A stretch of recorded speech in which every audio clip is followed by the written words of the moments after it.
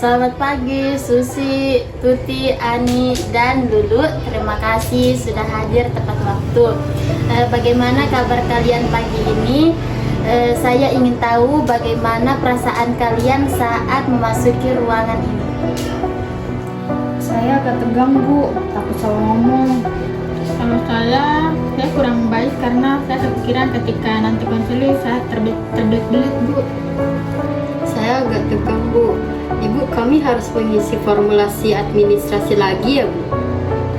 Saya juga tegang dan takut salah bicara, Bu. Terima kasih atas tanggapan kalian. Ketegangan itu wajar. Ini adalah langkah besar. Terkait administrasi yang Lulu ucapkan tadi, kita sudah selesaikan di awal. Jadi ini fokus pada proses. Ruangan ini adalah milik kita. Baik, sebelum memulai, mari kita buat kontrak waktu. Sesi ini berlangsung dalam 45 menit dan diadakan 3 kali pertemuan. Apakah waktu ini sesuai dengan kalian? Sesuai, Bu. Kita juga memiliki beberapa aturan. Pertama, asas kerahasiaan. Semua yang dibicarakan di sini tidak boleh keluar ruangan. Kedua, asas keterbukaan. Saya harap kalian bersedia mengungkapkan pikiran bahkan yang terasa sulit atau memalukan. Hanya dengan keterbukaan kita bisa menemukan akar masalah yang tersembunyi. Yang ketiga itu asas kesetaraan. Tidak ada yang lebih baik dari yang lain. Apakah kalian setuju? Setuju, Bu. Bagus. Sekarang jika selama 45 menit ini kita belum menemukan titik terang atau penyelesaian, jangan berkecil hati. Proses ini memerlukan waktu untuk menggali lapisan-lapisan diri kalian. Kita jadwalkan sesi berikutnya untuk melanjutkan konferensi ini. Baik, dengan asisten kontrak yang sudah jelas, mari kita fokus pada apa yang membawa kalian ke sini. Keyakinan diri kalian tidak cukup cukup baik untuk berhasil. Susi, kamu bilang kamu takut salah. Siapa yang biasa membuat kamu takut salah sejak kecil? Bu, kalau salah saya, beliau langsung bilang, kamu tidak pernah serius. Jadi suara itu masih kamu dengar sampai sekarang? Iya, rasanya seperti ibu masih mengawasi saya. Tuti, bagaimana dengan kamu? Siapa yang dulu sering membuat kamu merasa gagal?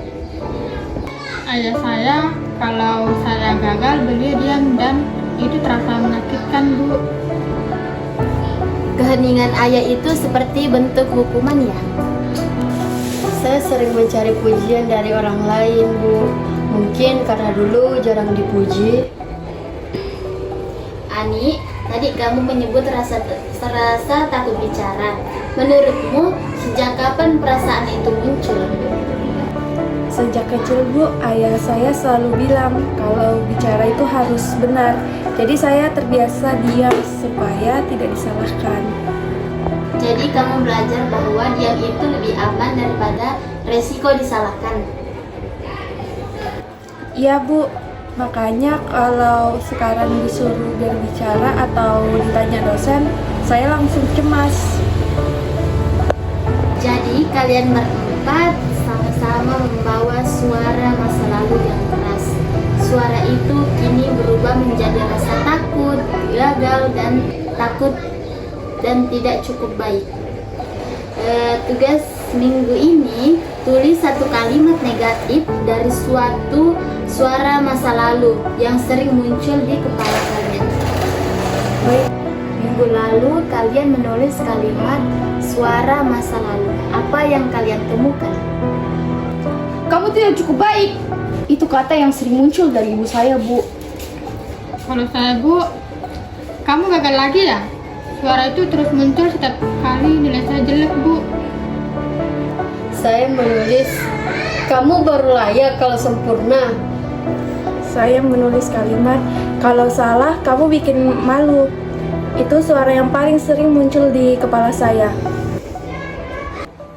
Ketika saya memberikan umpan balik, apakah kalian merasa seperti sedang dinilai oleh orang tua? Iya Bu, saat Ibu bilang bagus, saya merasa seperti anak kecil yang akhirnya disetujui. Itu contoh transparansi. Kamu sedang mengulang hubungan masa lalu. Tapi di sini kamu bisa menciptakan pengalaman baru tanpa takut dihakimi. Saya merasa tegang kalau ibu menatap saya lama. Takut ibu kecewa. Perasaan itu mungkin berasal dari diamnya ayah dulu. Tapi sekarang diam saya bukan tanda kecewa, hanya cara mendengarkan. Saya sadar, saya sering diam agar tidak salah. Tapi minggu lalu saya bicara di kelas dan ternyata tidak seburuk yang saya bayangkan. Itu langkah hebat Susi. Bagaimana perasaanmu setelah berhasil melakukannya?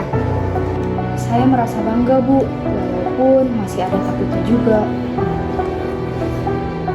Bagaimana kamu merasa hubungan kita selama sesi ini? Apakah ada momen yang terasa seperti hubungan dengan orang tua dulu?